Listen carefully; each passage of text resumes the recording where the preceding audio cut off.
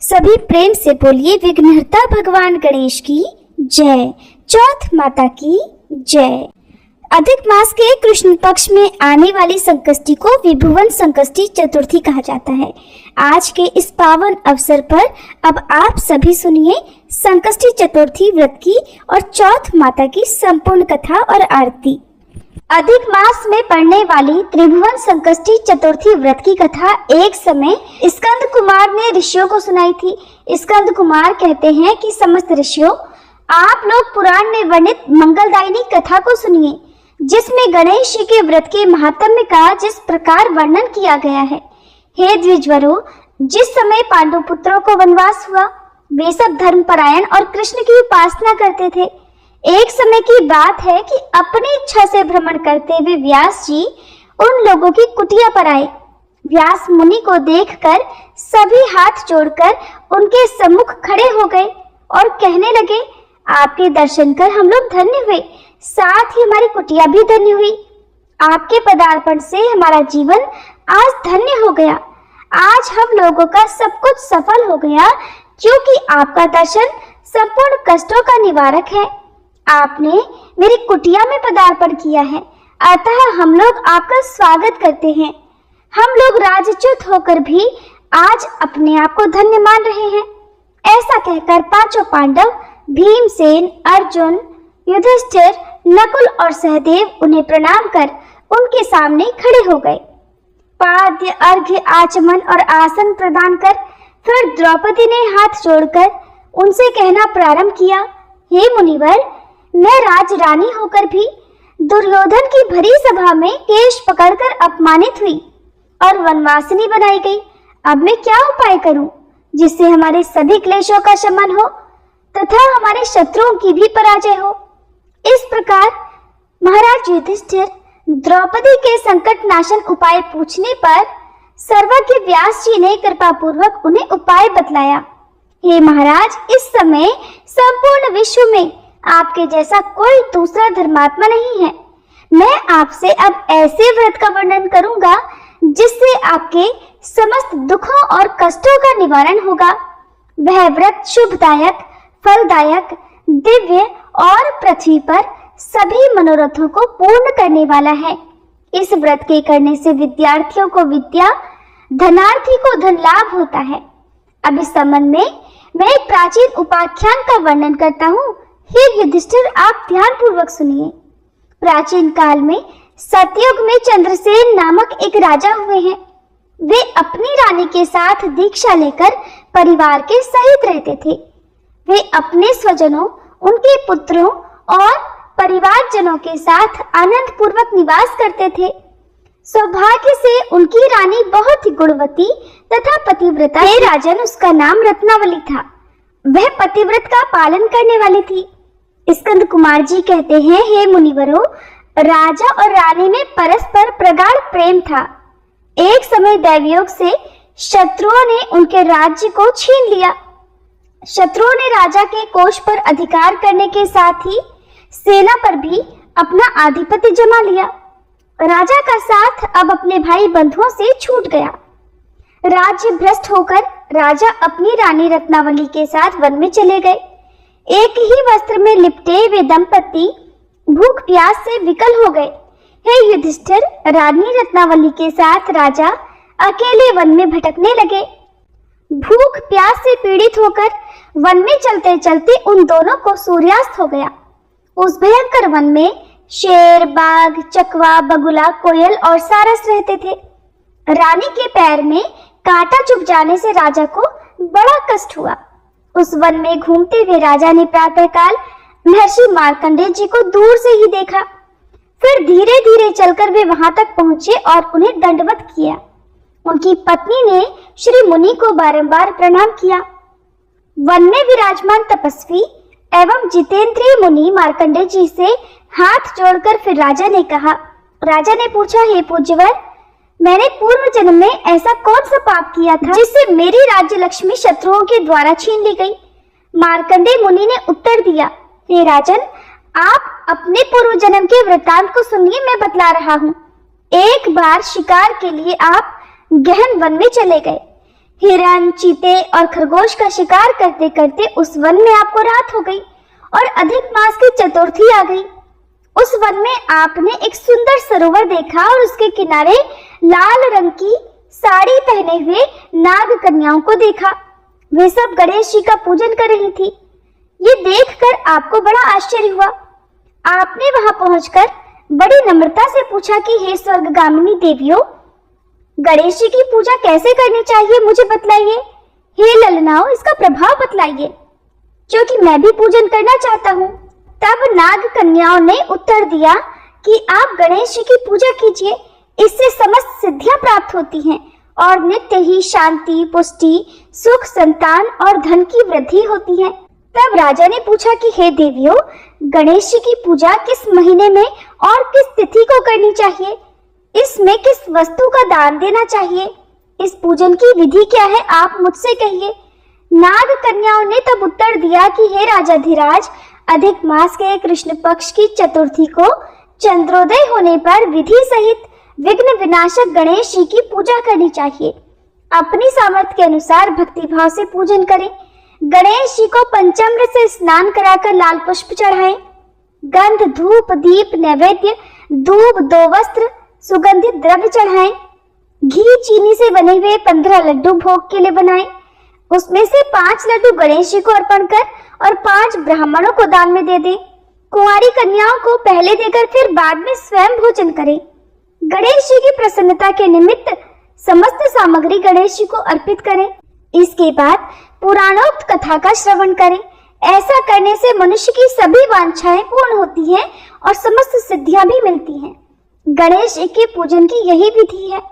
नाग कन्याओं की इस प्रकार बातें सुनकर राजा ने उन्हें बारंबार नमस्कार किया और इस प्रकार राजा ने वहां गणेश जी के व्रत का मन ही मन संकल्प करके सरोवर के तट पर जाकर गणेश जी का ध्यान किया और वहां से चले गए। मार्कंडेय मुनि कहते हैं कि इसके बाद गणेश जी आप पर प्रसन्न हो गए और आपको पुत्र, स्त्री, धन धान्य आदि से पूर्ण कर दिया।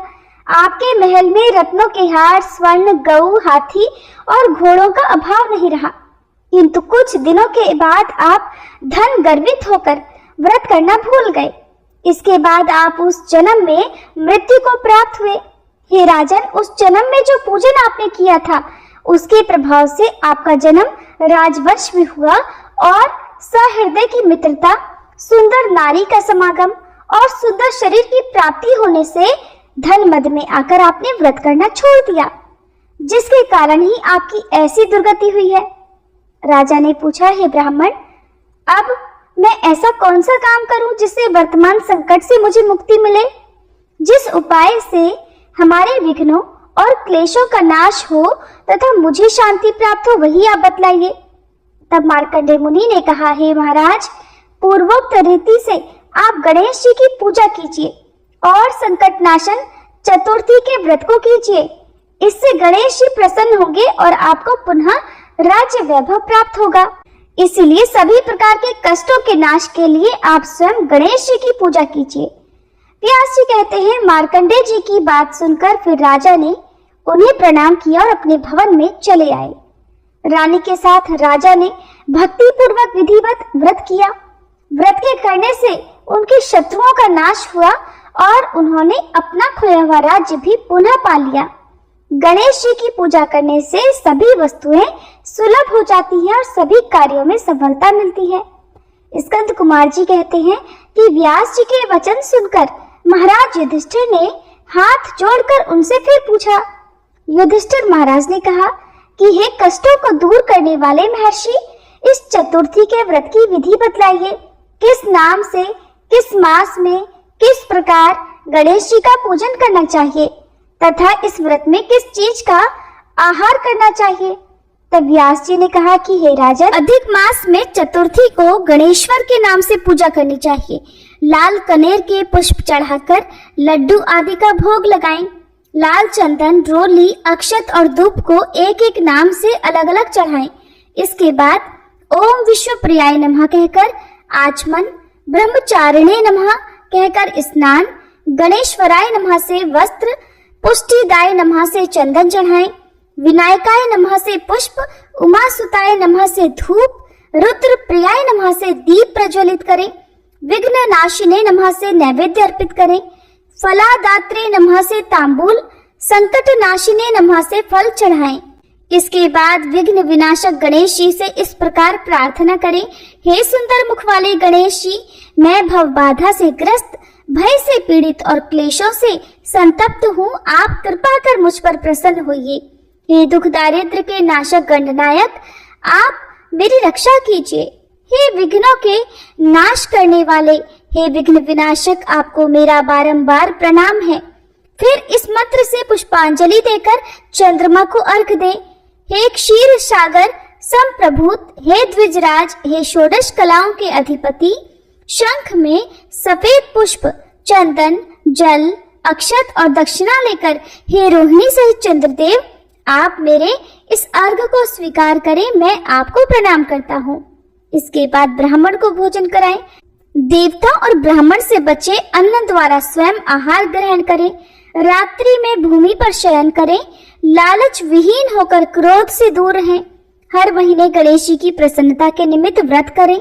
इसके प्रभाव से विद्यार्थी को विद्या, धन की इच्छा रखने वाले को धन और कुमारी कन्या को सुशील वर की प्राप्ति होती है और वह सौभाग्यवती रहकर दीर्घ काल तक पति का सुख भोग करती है। विधवा द्वारा व्रत करने पर अगले जन्म में वह सधवा होती है एवं ऐश्वर्यशालिनी बनकर पुत्र पौत्र आदि का सुख भोगती हुई अंत में मोक्ष पाती है। पुत्रेच्छु को पुत्र लाभ और रोगी का रोग दूर होता है। भयभीत व्यक्ति भय रहित होता है और बंधन में पड़ा हुआ मुक्त हो जाता है। व्यास जी कहते हैं कि हे राजन, इस प्रकार आप भी इस व्रत को कीजिए। इस संकट नाशक चतुर्थी का व्रत करने से आप गणेश जी की कृपा से अपने राज्य को पुनः प्राप्त कर लेंगे। जो मनुष्य भक्ति भाव से इस मंगलदायिनी पौराणिक कथा को सुनते अथवा पढ़ते हैं, उन्हें परम सिद्धि, सुख, लोकोत्तर वैभव की उपलब्धि होती है। हे महाराजाधिराज, आपके प्रश्न के अनुसार मैंने संपूर्ण मनोरथों को पूर्ण करने वाले इस संकट नाशक गणेश चतुर्थी का विवरण आपको सुनाया है। इसके बाद महाराज युधिष्ठिर ने श्रद्धा पूर्वक इस पावन व्रत को किया, जिसके प्रभाव से उन्होंने संपूर्ण शत्रुओं को रणभूमि में परास्त कर भारतवर्ष का राज्य अपने अधीन कर लिया। अधिक मास के कृष्ण पक्ष की चतुर्थी के विषय में एक और कथा प्रचलित है, जिसके अनुसार एक समय माता पार्वती तथा श्री गणेश जी महाराज विराजमान थे। तब माता पार्वती ने गणेश जी से अधिक मास विभुवन चतुर्थी व्रत का महात्म्य गणेश जी से पूछा। विभुवन चतुर्थी को त्रिभुवन चतुर्थी भी कहते हैं। और उन्होंने पूछा, हे पुत्र, अधिक मास कृष्ण पक्ष में तुम्हारे विभुवन चतुर्थी को तुम्हारी पूजा कैसे करनी चाहिए? सभी 12 महीनों की चतुर्थी तिथि के तुम अधिष्ठाता हो। कलिकाल में इस व्रत की क्या महिमा है, ये मुझसे कहो, इसका क्या विधान है? तब गणेश जी ने कहा कि हे माते, सभी के मन की बातों को जानने वाली हे माता, आप अंतर्यामी हैं, आप सर्वज्ञता हैं, आप सब कुछ जानती हैं, आपसे कुछ भी छुपा नहीं है। परंतु मैं आपके आदेश से इस व्रत की महिमा को बतलाता हूँ। अधिक मास चतुर्थी के दिन विभुवन नामक गणेश जी की पूजा करनी चाहिए। दिन भर निर्जल व्रत रखकर रात्रि में षोडशोपचार से पूजन करना चाहिए। ब्राह्मण भोजन के बाद स्वयं व्रती को इस दिन पंचगव्य का पान करके रहना चाहिए। ये व्रत संकट नाशक है। इस दिन शुद्ध घी के साथ बिजौरे, नींबू का हवन करने से बांझन स्त्रियां भी पुत्रवती होती हैं। हे माते, इस व्रत की महिमा बहुत विचित्र है, मैं उसे कह रहा हूँ। इस चतुर्थी तिथि के दिन मेरे नाम के स्मरण मात्र से ही मनुष्य को सिद्धि मिलती है। इस व्रत की कथा इस प्रकार है। एक बार मकरध्वज नाम के एक राजा थे। राजा मकरध्वज बहुत ही धार्मिक प्रवृत्ति के थे। उनके शासन काल में प्रजा सुख पूर्वक जीवन यापन कर रही थी। राजा सदैव अपनी प्रजा का अपनी संतान की तरह लालन पालन करते थे। अतः उसके राज्य में प्रजा पूरी तरह सुखी और प्रसन्न थी। प्रजा भी एक दूसरे का सहयोग करते हुए धार्मिक कार्यों में तत्पर रहती थी। राजा मकरध्वज धर्म कर्म में सदैव ही तत्पर रहते थे। राजा पर मुनि याज्ञवल्क्य जी का बड़ा स्नेह था। उनके ही आशीर्वाद से राजा को एक पुत्र की प्राप्ति हुई। राज्य के अधिकतर कार्य राजा का एक विश्वास पात्र मंत्री चलाता था। जिसका नाम धर्मपाल था। धर्मपाल के 5 पुत्र थे। सभी पुत्रों का विवाह हो चुका था। सबसे छोटे बेटे की बहू गणेश जी की भक्त थी और उनका पूजन किया करती थी। वह 12 महीनों के चतुर्थी व्रत किया करती थी, परंतु धर्मपाल की पत्नी नास्तिक थी। उसे धार्मिक कार्यों में जरा भी रुचि नहीं थी। उसको बहू की गणेश भक्ति जरा भी अच्छी नहीं लगती थी और वह सदैव ही बहू की आराधना से भयभीत रहती थी। सास ने बहू द्वारा गणेश जी की पूजा को बंद करने के कई उपाय किए, कई प्रयास किए, लेकिन उसका कोई भी उपाय सफल नहीं हुआ। बहू को गणेश भगवान पर पूरी श्रद्धा और विश्वास था, अतः वह विश्वास के साथ उनकी पूजा करती रही। गणेश भगवान तो बड़े विचित्र हैं। उन्होंने अपने भक्त के दुख को दूर करने के लिए उसकी सास को सबक सिखाने का सोचा। गणेश भगवान ने सोचा कि अगर मैंने इसका कष्ट दूर नहीं किया तो इस संसार में मुझे कौन मानेगा। तब एक दिन गणेश भगवान ने अपनी लीला से राजकुमार को ही गायब कर दिया। फिर क्या था, सारी नगरी में हाहाकार मच गया।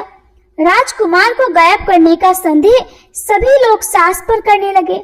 सास अब व्याकुल होकर विलाप करने लगी। तब बहू ने सास से विनती की कि माँ जी, आप सभी का क्षण में संकट हरने वाले विघ्नहर्ता गणेश जी का पूजन कीजिए। वे विघ्न विनाशक हैं। आपका दुख वे अवश्य दूर करेंगे, क्योंकि वे अपने भक्तों पर सदैव ही अपनी कृपा करते हैं। सास के पास अब इस संकट से उबरने का और कोई रास्ता नहीं था। परिवारजनों ने भी सास से दूरी बना ली थी। इसलिए अब सास ने अपनी बहू के साथ गणेश भगवान जी का पूजन किया, जिससे गणेश भगवान प्रसन्न हुए और उन्होंने राजा के पुत्र को प्रकट कर दिया। ये सब देखकर सास बहू बड़े प्रसन्न हुए तथा बहू के साथ भगवान गणेश जी की अब वह सास भी परम भक्त बन गई थी। अब तो सारी नगरी में कहलवा दिया गया कि सब कोई विभुवन चौथ व्रत करना और विधि पूर्वक पूजन करना, इससे सभी की मनोकामनाएं पूर्ण होती हैं। घर में अन्न धन सुख संपत्ति का वास होता है। ये थी विभुवन संकष्टी चतुर्थी की कथा। सभी प्रेम से बोलिए विघ्नहर्ता गणेश भगवान की जय। एक बार एक नगर में एक बूढ़ी माई रहती थी। वह अपने बेटे की सलामती के लिए 12 महीनों की चौथ का व्रत किया करती। हर चौथ को पंसारी के यहाँ से थोड़ा सा गुड़ और घी लाकर 4 लड्डू बनाती, एक अपने बेटे को देती, एक से पूजा करती, एक हथकार के लिए निकालती, एक चंद्रमा उगने पर खुद खा लेती थी। एक बार बूढ़ी माई का बेटा अपनी ताई से मिलने गया। ताई ने उस समय वैशाखी चौथ का व्रत रखा हुआ था। ताई से पूछा, ताई आज तुम कौन सा व्रत कर रही हो? तब ताई ने कहा, आज तो मेरा वैशाखी चौथ का व्रत है। तब बूढ़ी माई के बेटे ने कहा, मेरी माँ तो 12 चौथ का व्रत करती है। ताई बोली, तेरी माँ तेरी कमाई से तरमाल खाने के लिए ही तो 12 चौथ का व्रत करती है। तू अगर परदेश जाए तो वो एक भी चौथ नहीं करेगी। लड़के को लगा ताई सच कह रही है। घर आकर माँ से बोला, माँ मैं परदेश जा रहा हूँ, यहाँ तू मेरी कमाई खाने पीने में ही उड़ा देती है। माँ ने समझाकर अपने बेटे को रोकना चाहा, लेकिन बेटा नहीं माना।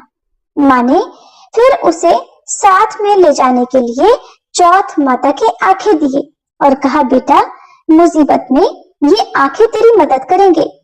तब वह माँ के कहने पर आंखें लेकर रवाना हो गया। चलते चलते वह एक नगर में पहुंचा। वहां उसने देखा एक बूढ़ी माँ रोती जा रही थी और पुए बनाती जा रही थी। उसने पास जाकर पूछा, माई क्या कारण है कि तुम रो भी रही हो और पुए भी बना रही हो? तब बूढ़ी माई ने कहा, सभी प्रेम से बोलिए इस नगर की पहाड़ी पर एक दैत्य रहता है। पहले वो नगर में आकर कई लोगों को खाने के लिए मार दिया करता था।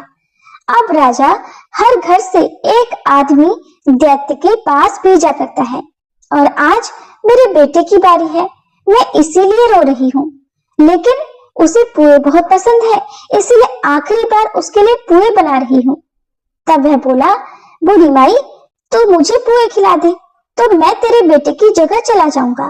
बूढ़ी माई ने खीर पुए उसे खिला दिए। खा पी कर वह सो गया। तब रात को राजा के सैनिक आए।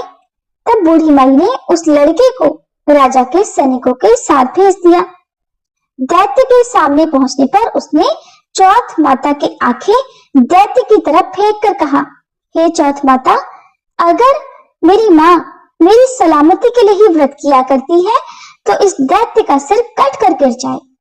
तुरंत चौथ माता की कृपा से दैत्य का सिर कटकर अलग हो गया। अब लड़का सही सलामत वापस आ गया। राजा ने सारी सच्चाई जानकर उस लड़के को उपहार देकर विदा किया। चलते हुए वह अब दूसरे राजा के नगर में पहुंचा। उस राज्य में आवा तभी पकता था जब एक इंसान की बलि दी जाती थी। सिपाहियों ने उसी को पकड़कर आवे में चुन दिया। लड़के ने मुसीबत सामने देखकर आंखें आवे में डाली और कहा, हे चौथ माता, अगर मेरी माँ मेरे लिए व्रत करती है तो ये आवा मेरी बलि लिए बिना ही झट से पक जाए। चौथ माता की कृपा हुई और आवा तुरंत पक गया। आवे में से मिट्टी की जगह सोने चांदी के बर्तन निकले। अंदर से एक लड़का बोला, बर्तन धीरे धीरे निकालना, मुझे चोट ना लग जाए। राजा ने आवाज सुनकर उसे निकलवाया। फिर उस लड़के से पूछा कि इस आवे में से तुम बच कैसे गए। लड़के ने बताया कि महाराज, उसकी माँ चौथ माता का व्रत करती है, व्रत के कारण ही वह बच पाया है। राजा को विश्वास नहीं हुआ। तब उसने चांदी की एक सुराही मंगवाई और कहा कि सुराही की नली से निकलकर दिखाओ, तभी मुझे विश्वास होगा। अब की बार लड़के ने एक बार फिर से सच्चे मन से चौथ माता को याद करके सुराही में आंखें डाल दिए और कहा, हे चौथ माता, मैं भंवरा बनूं और सुराही से निकलूं, ऐसी कृपा मुझ पर करना। अब लड़का भंवरा बनकर सुराही से निकल गया।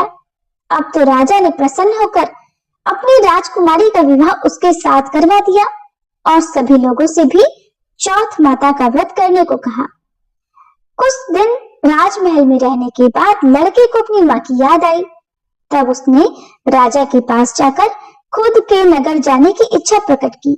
राजा ने रथ, घोड़े, हाथी और खूब सारे उपहार देकर उन्हें विदा कर दिया। चौथ के दिन वह अपने नगर में पहुंचा। वह अकेला पंसारी के यहाँ अपनी माँ का इंतजार करने लगा। सोचा, आज चौथ है तो मेरी माँ यहाँ जरूर आएगी। और थोड़ी ही देर बाद लकड़ी टेकती हुई उसकी बूढ़ी माँ उसे आते हुए दिखाई पड़ गई।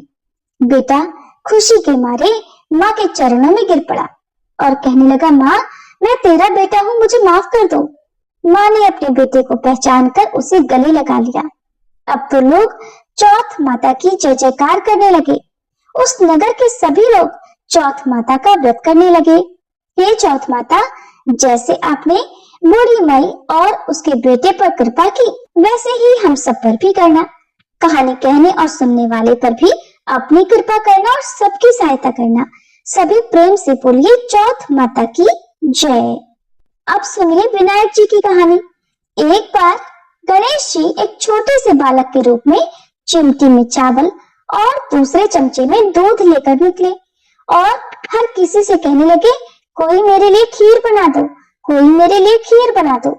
लेकिन किसी ने भी उनकी बात पर ध्यान नहीं दिया, बल्कि देखकर लोग उन पर हंसने लगे। इस तरह गणेश जी बालक बने लगातार एक गांव के बाद दूसरे गांव में इसी तरह चक्कर लगाते हुए आवाज लगाते रहे, लोगों को पुकारते रहे, लेकिन कोई भी उनकी खीर बनाने को तैयार नहीं था। सुबह से शाम हो गई, गणेश जी लगातार घूमते रहे। शाम के समय एक बूढ़ी माई अपनी झोपड़ी के बाहर बैठी हुई थी। तभी गणेश जी वहां से आवाज लगाते हुए निकले, कोई मेरे लिए खीर बना दो, कोई मेरे लिए खीर बना दो। बूढ़ी माई बहुत कोमल हृदय वाली थी। उन्होंने उस छोटे से बालक की आवाज सुनकर कहा, बेटा आ, मैं तेरे लिए खीर बना देती हूँ। तब वह उनसे छोटा सा बर्तन लेकर चूल्हे पर चढ़ाने लगी। बालक बने गणेश जी ने कहा कि बूढ़ी माई, छोटा सा बर्तन मत चढ़ाओ, आपके घर में जो सबसे बड़ा वाला बर्तन हो वही चढ़ा दो। बूढ़ी माई ने उस बालक का दिल रखने के लिए वही चढ़ा दिया, लेकिन वो तो देखती ही रह गई, हैरान हो गई कि वो जो थोड़े से चावल उन्होंने उस बड़े से बर्तन में डाले थे, वो तो खीर से पूरा लबालब भर गया। अब तो गणेश जी ने कहा, दादी माँ, मैं स्नान करके आता हूँ, तब तक तुम खीर बना कर रखना, मैं वापस आकर खाऊंगा। कुछ समय बाद खीर पककर तैयार हो गई। तब बूढ़ी माई के पोते पोती खीर खाने के लिए रोने लगे। बूढ़ी माई हमेशा गणेश भगवान को भोग लगाकर ही स्वयं भोजन करती और परिवार के लोगों को भी दिया करती। गणेश भगवान जो बालक बने हुए स्नान करने के लिए गए थे, उनके आने में देरी देखकर बूढ़ी माई ने कहा, गणेश जी तेरे भोग लगना। ऐसा कहकर उन्होंने थोड़ी सी खीर लेकर चूल्हे में डाली और कटोरी भरकर अपने बच्चों को, अपने पोते पोतियों को दे दी। अभी भी गणेश जी नहीं आए थे। इधर इतनी देर होने पर बूढ़ी माई को भी भूख लग रही थी। तब उन्होंने भी एक कटोरा भरकर खीर निकाली और दरवाजे के पीछे बैठकर एक बार फिर कहा, गणेश जी आपके भोग लगे। ऐसा कहकर उन्होंने खीर खाना शुरू कर दिया। तब तक गणेश जी भी आ गए। बूढ़ी माई कहने लगी, आजा रे बेटा, खीर खा ले, मैं तो तेरी ही राह देख रही थी।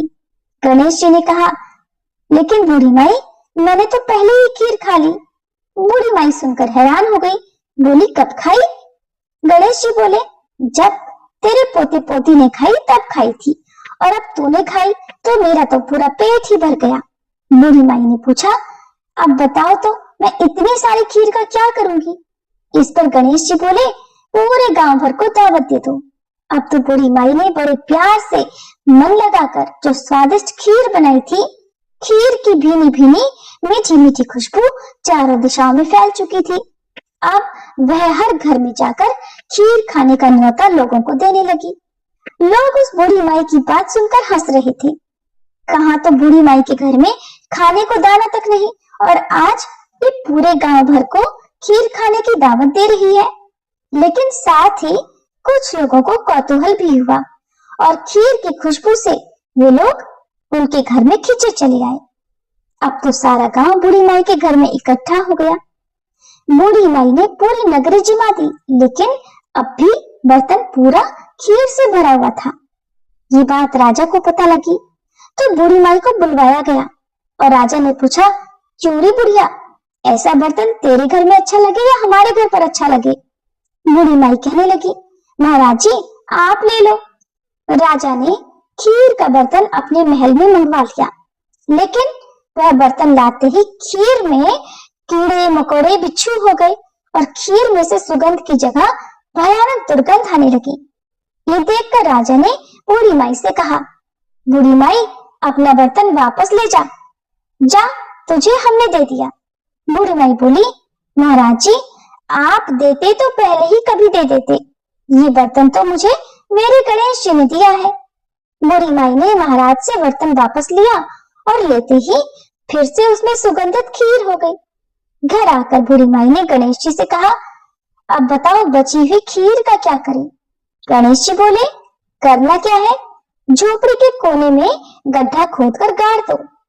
उसी जगह सुबह उठकर वापस खोदोगी तो धन के 2 मटके मिलेंगे। ऐसा कहकर गणेश जी अंतर्ध्यान हो गए।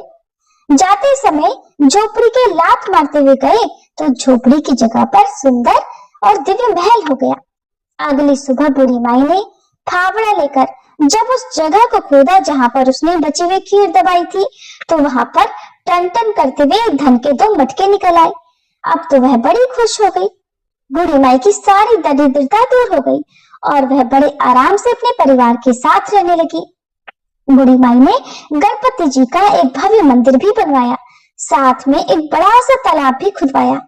इस तरह उनका नाम दूर दूर तक प्रसिद्ध हो गया और उस जगह पर वार्षिक मेले भी लगने लगे।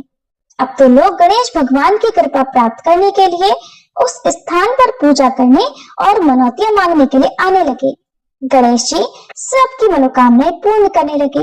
हे गणेश जी, जैसा आपने बूढ़ी माई को दिया वैसा सबको देना।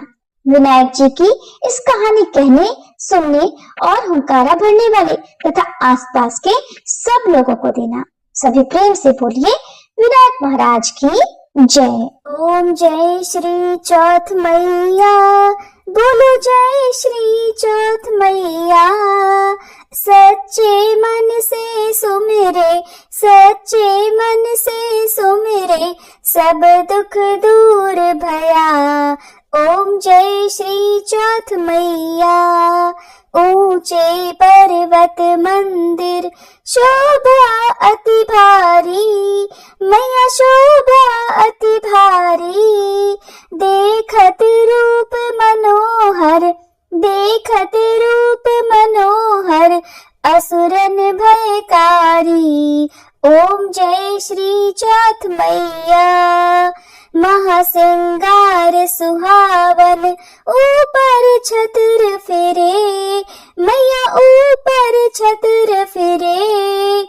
सिंह की सवारी सोहे, सिंह की सवारी सोहे, कर में खड्ग धरे। ओम जय श्री चौथ मैया। बाजत नौबत द्वारे, अरु मृदंग डमरू, मैया अरु मृदंग डमरू।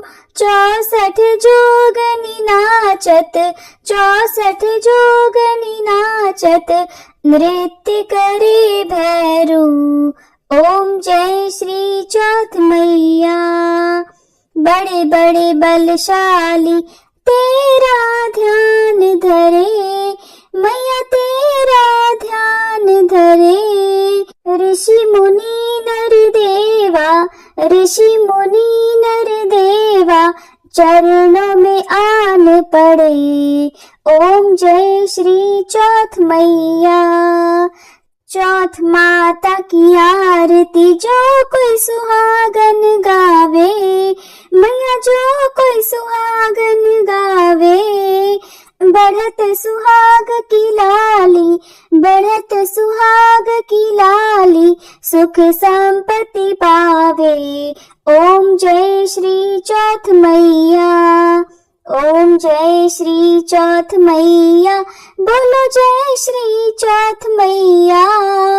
सच्चे मन से सुमिरे, सच्चे मन से सुमिरे, सब दुख दूर भया।